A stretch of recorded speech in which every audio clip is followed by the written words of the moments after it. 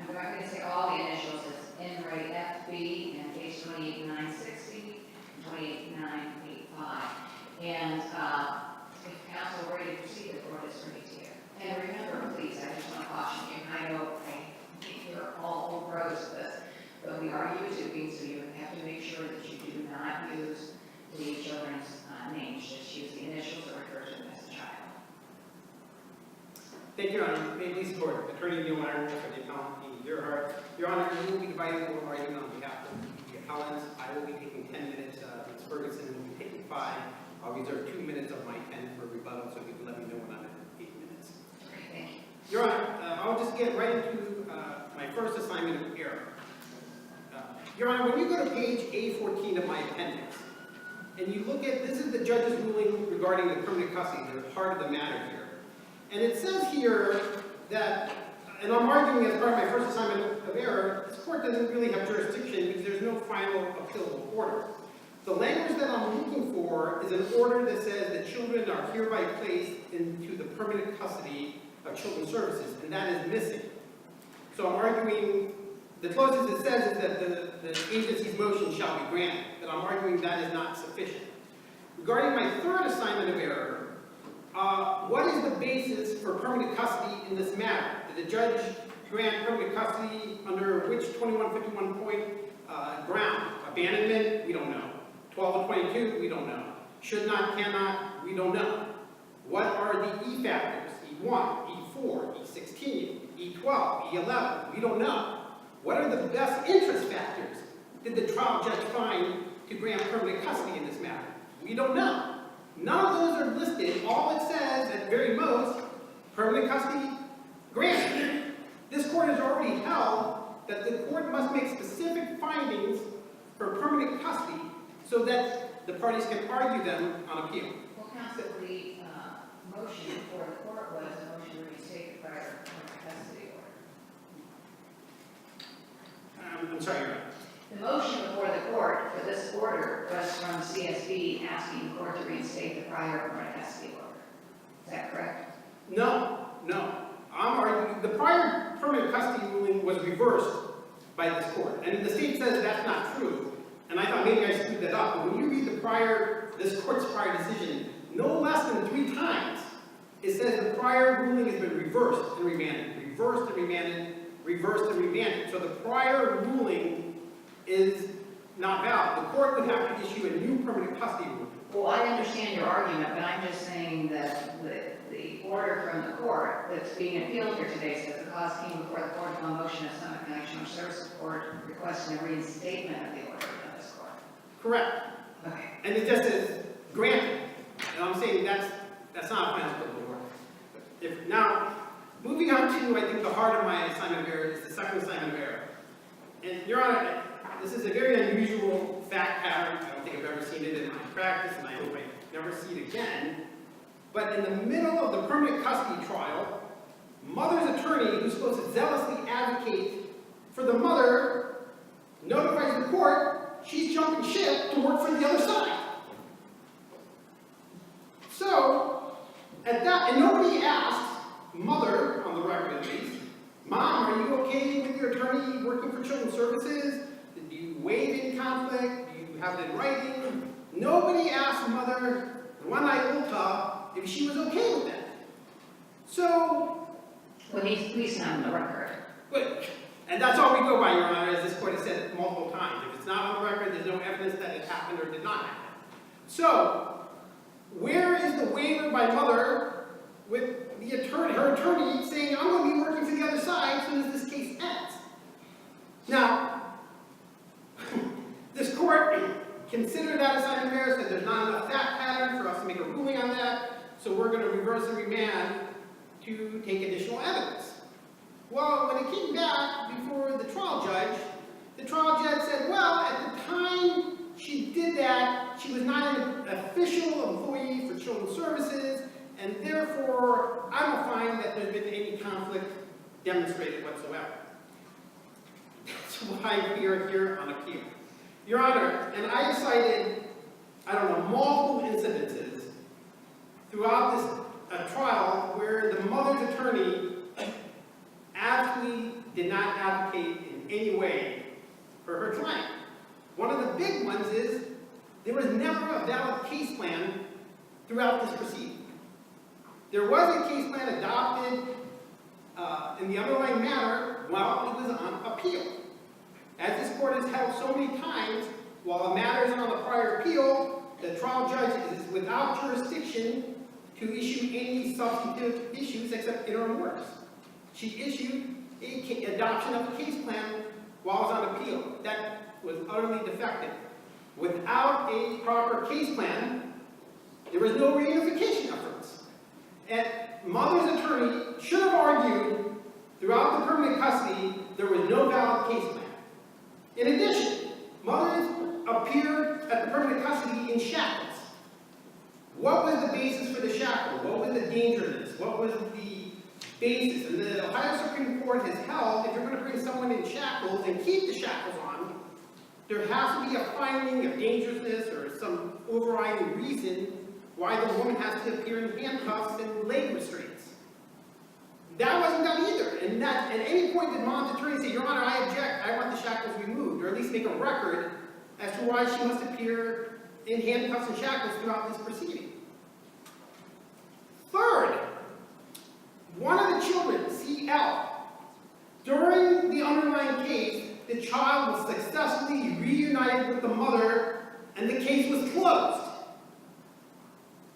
The mother had legal custody of her child, and thereafter, the agency just basically filed a new, not even a new complaint, just a motion to reopen and file permanent custody on that child without following the dictates of 2151.42, making a finding change of circumstances. Now, strangely enough, when I see mother's attorney fail to make any of these arguments to others, the agency's response was like, well, basically, so what? Mom, there is no evidence that mom asked her attorney to make these arguments. Well, I don't even know where to begin with that argument. The mother relies on her attorney for representation, for undivided loyalty to advocate on her behalf. There cannot be evidence, or there is no evidence, that mom said, attorney, I want you to make these arguments. Is the mom supposed to give her case law statutes and specifically say what she's supposed to argue? That is why you have an attorney. Mom's attorney should have made these arguments, and there doesn't have to be evidence that mom asked her to make these arguments. The attorney is there to represent the undivided loyalties of her client, and here that did not happen in any way, shape, or form. So we're asking that the court find that mom's rights for due process and fair play were denied by her attorney jumping ship to the other side in the middle of this trial. With that, I will preserve the balance of my time. I have a question. Yes, ma'am. You say that there's error here because the mother never weighed the potential conflict of her attorney changing sides. Correct, Your Honor. And yet, this was remanded, and the trial court made a specific finding that there was no conflict. Correct. So if there isn't, was mother allowed to participate at that point of the proceedings? What happened, Your Honor, is after he came back for remand, the trial court heard oral arguments from mother's attorney, from children's services attorney, from the guardian ad litem's attorney, and everyone just basically argued what the standard was, what their positions were, and the judge said, well, I will look at the record, I will make my ruling, and that's what she did. So there was no hearing? Well, in the sense there was a hearing where everybody appeared and made their arguments. So mother was allowed to participate at that point? She was at that hearing with her attorney. All right. But the point, the reason I'm asking this is because your argument in assignment of error is that she didn't get an opportunity to waive a potential conflict. Correct. How is there error here or prejudice in light of the fact that the trial court held a hearing and specifically found there was no conflict? How can she waive something that isn't there? Your Honor, At this point in time, we know now it is not there. the statute specifically, and this is the ethical balance, is either there was a conflict or substantial likelihood of conflict. Okay, but that's been cleared up. We know now there is no conflict. So there's nothing that mother could have waived. I disagree that there's... Well, you can't show prejudice if there's no conflict. Council, we're going to be getting to the point that the other side, I mean, not the other side, but the other attorney's not going to argue. So. Oh, I'm sorry. No, you're fine, I'm sorry. No, that's Thank you. Good morning. You may begin at 5 minutes. May it please the court, my name is Denise Ferguson. I'm here on behalf of father of all the children. I won't mention his name since his name is the same as the last name of the children. That's fine. To start with, my error 7 is pretty much null and void at this point because this court has made a decision on September 11th of last year, finding that non-proton orders are automatically null and void, and it is not a reversible error, and that's what my error 7 deals with. I would like to start, however, with my second error. The father did a parenting evaluation when this case started. This case started in 2014. I've been on it the entire time. It's come up to this court several times. One of the things that happened was that when he did the parenting eval, we fought that parenting eval. The magistrate in November of, I believe, 2017 or 2014, yet November 21st, 2014, stated that she found that that parenting eval held no weight to her due to the fact that she could not find that it was performed unbiasedly. And until the agency could prove that another parenting eval would be performed in an unbiased way, she would not order my client to undergo another one. My client relied on that throughout the whole proceeding. When we went to permanent custody, the judge at that time held him to what was in the parenting eval that the magistrate had said held no weight because she considered it biased and it was not performed in an unbiased way. He felt ambushed at trial, wanting to know why he was being held to a parenting evaluation that hadn't been mentioned since 2014 in the proceedings. I objected at trial to that being introduced. I was overruled. It also ties in with my error about the parenting evaluator being found to be an expert. We were not told that any experts would be coming to testify. Local Rule 7.02 requires that on pretrial statements, the prosecutors list all people they expect to be expert witnesses and attach their curriculum vitae. That did not happen in this case. I showed up for trial. When I showed up for trial, the judge looked at me and said, "Are you ready to voir dire this witness?" Your Honor, no, I'm not, because I don't have background information required to voir dire. I wasn't able to check out where this person went to school, what the basis of the organizations that she belonged to were, or anything else. He found her to be a witness.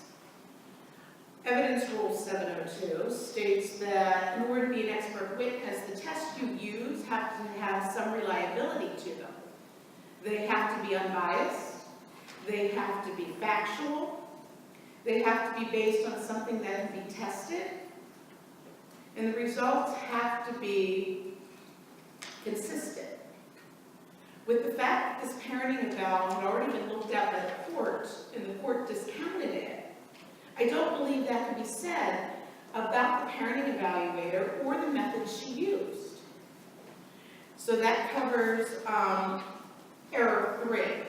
In error, I believe it is 4, when the prosecutor asks for records, they take the subpoena in, they hand it to the clerk of courts with a proposed order, both get shipped up to the judge.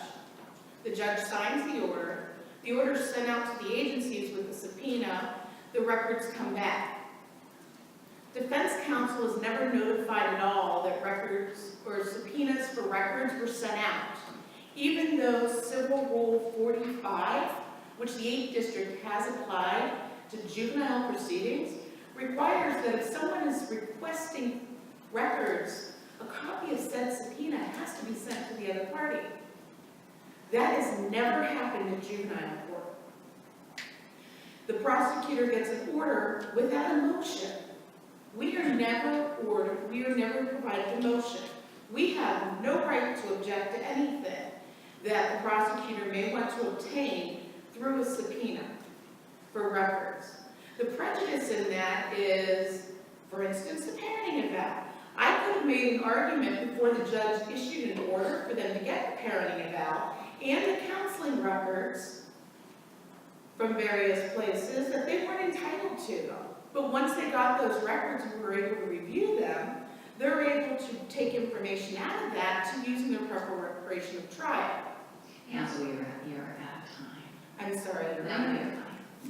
But I would just ask you to take a look at this and reverse and remand due to the fact that my client did not get a fair trial of the due process violations. Thank you.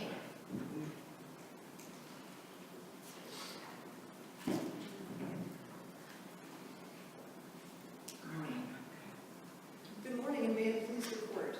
I'm Jacqueline Eckbergen, counsel. May it please you too.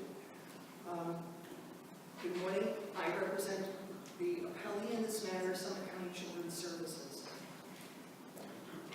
As counsel for father reiterated, this case has been going on for 5 years, since February of 2014. The 5 children involved in this appeal are now between the ages of 9 and 16. Permanent custody of those children was granted to CSB in 2017. And in the 3 years between February 2014 and the grant of permanent custody in 2017, the parents in this case did not demonstrate that these children could be safely returned to their care, not for 3 years. This is the 3rd time that these children's safety has been in the hands of this court. This is the 3rd appeal.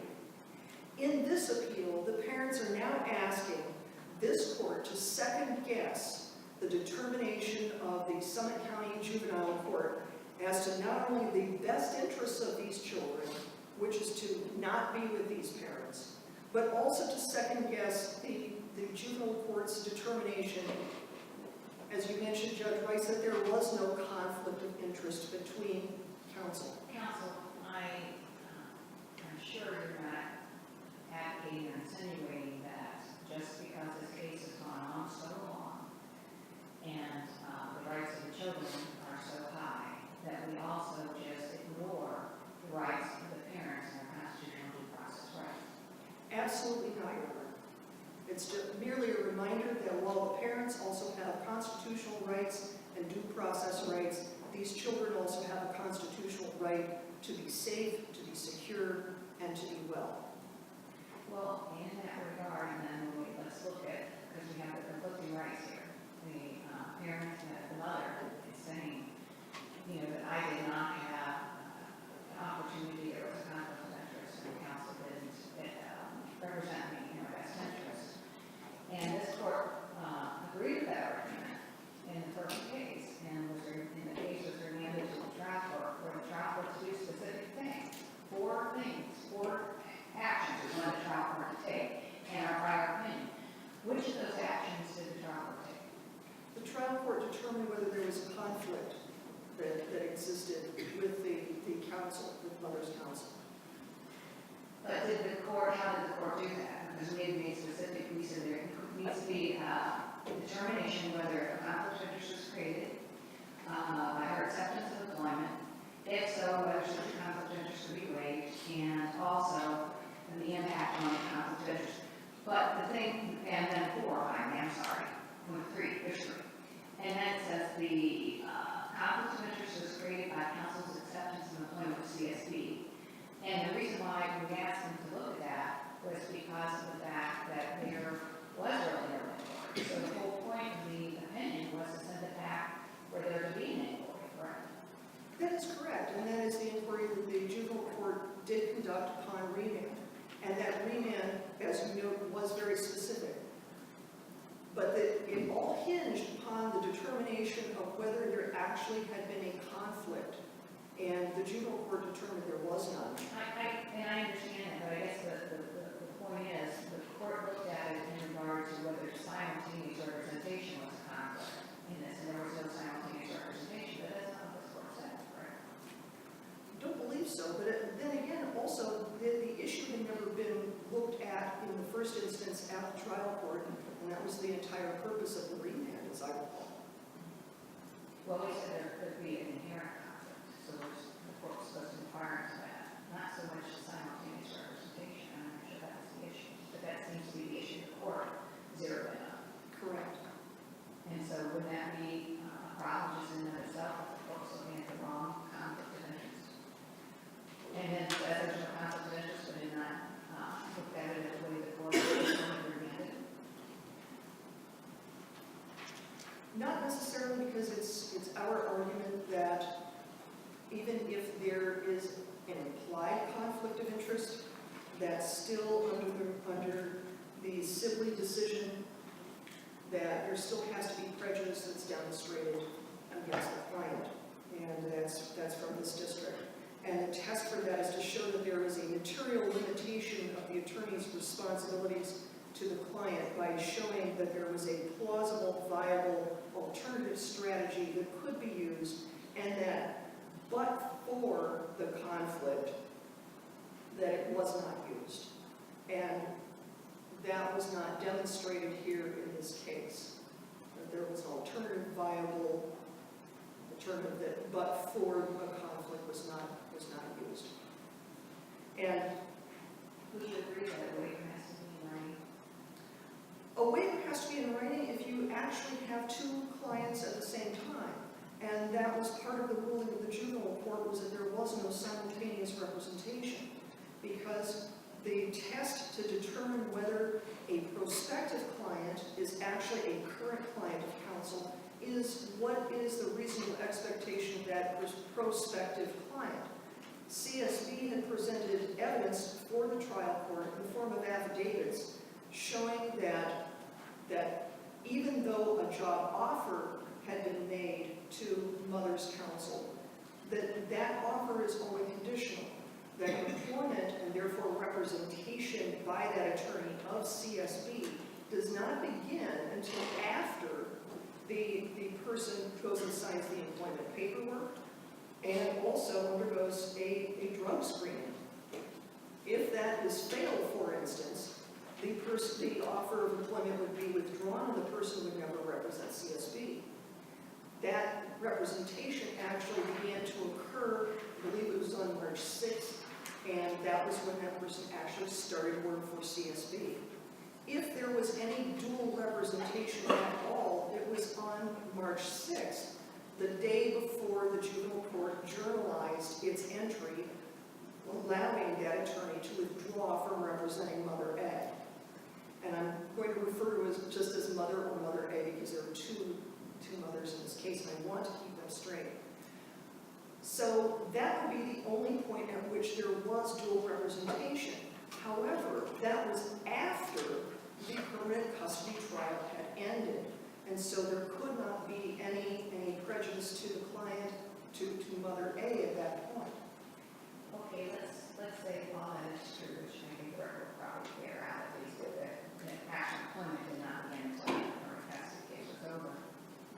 You just made an interesting point that the employment with CSB was conditional. So is there perhaps, and maybe that's something that should have talked about at the hearing, the representation might have been influenced by the fact that the conditional offer of a job is pending with CSB, and you don't want to necessarily upset your future employer. That's the way you might be handling the case or calling out CSB on something that they might have done wrong.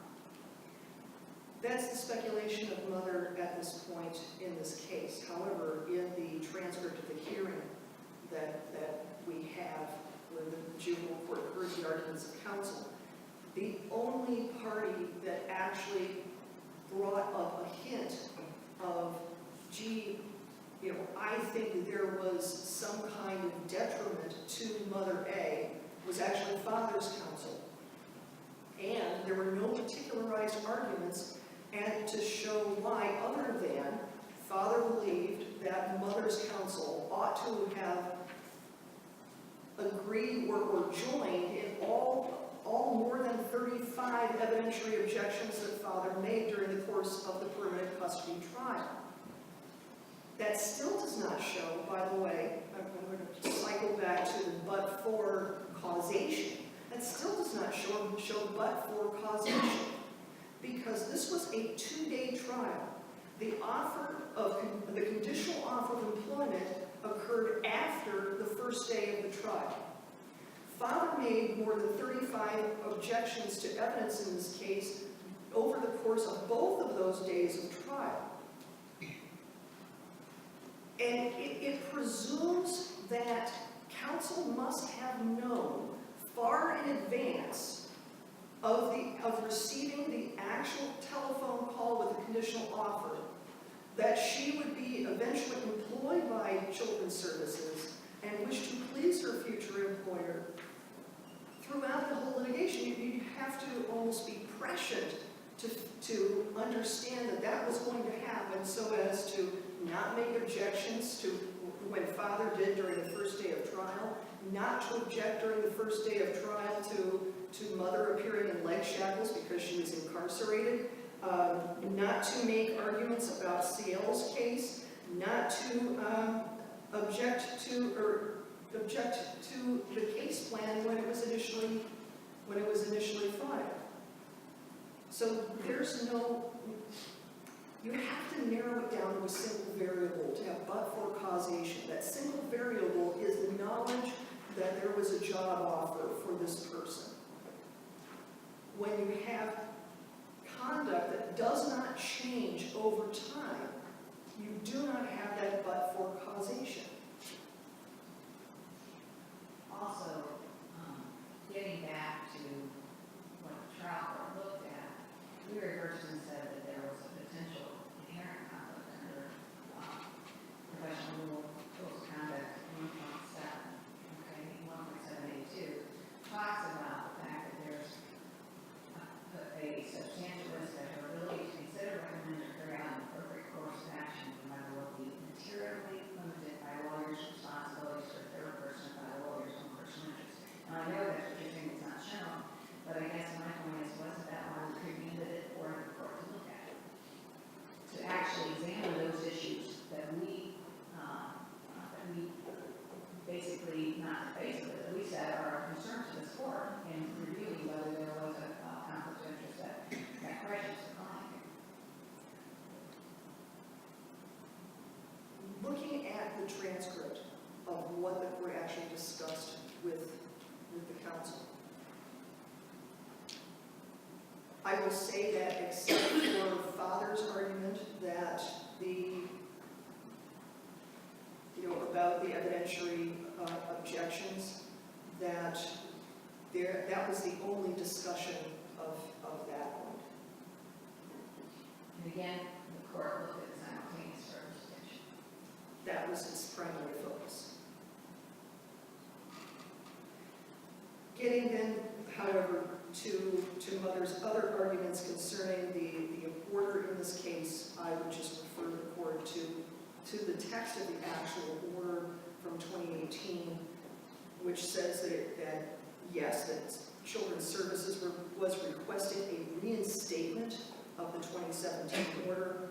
And also, I would ask the court to look down further in the document where the court says it was issuing the following orders as interim orders pending appeal. And the first one was to say that all 5 of the children, and I quote, are placed in the permanent custody of Summit County Children's Services in accordance with this court's orders of March 6, 2017 and January 25th, 2018.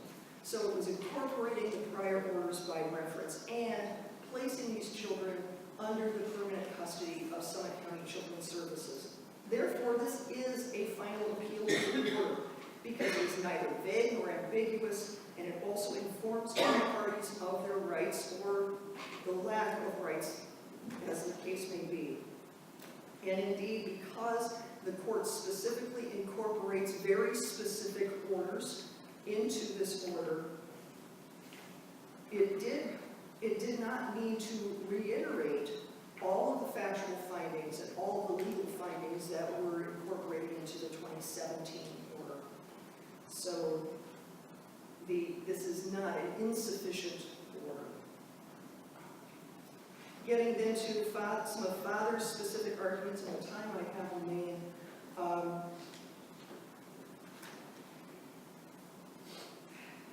Father did raise 8 assignments of error. As Father acknowledges, the 7th one has been muted. I would like to remind the court of something very quickly about what the standard of review that has to be applied to each and every one of the assignments of error that have been brought today. Even though the parents would like to couch their arguments as due process arguments or in other terms of statutory construction, the well-settled case law says that each one of these assignments of error has to be examined for an abuse of discretion. Now, the reason why that's important is because it's also well settled that abuse of discretion review is extremely limited. It's not just an error of law. It has to be where the trial court's decision lacks reason, justification, or conscience. We often turn... Oh, I'm sorry, thank you. But for these reasons and all of the other reasons that CSB has incorporated into its 2 briefs, I thank you very much, ask you to affirm, and rely for the rest on the briefs. Thank you very much. Thank you. I'm sorry, Your Honor. You don't have the full 2 minutes, so just. Yes, Your Honor, may it please the court, very briefly. The state said the mom's attorney took conditional employment. That's not accurate. When you read the transcript, she tells the judge, I have accepted employment for children's services. She didn't say if I pass drug screens, if I fill out paperwork. She has said, Mom wanted me to do the appeal if I lost. I told her no because I've accepted a position in children's services. Second of all, when you look at Professional Rule 1.7, there are 2 types of conflicts that we're talking about here. One is a direct conflict, and the 2 is a substantial risk. We're arguing that there is both. Now, what is the direct conflict? Even CSB admits that the mom's attorney had concurrent employment with representing the mother and children's services at the exact same time. They conceded that. As far as the substantial risk, I have cited throughout my brief all the times mother failed to advocate for her client, where she would have argued for these. We have a substantial likelihood that the results of this permanent cost. This is a death penalty case. So, And let me ask you a question. yes. Is it your contention that mom's attorney sabotaged her client in order to make herself look good to children's services? Yes.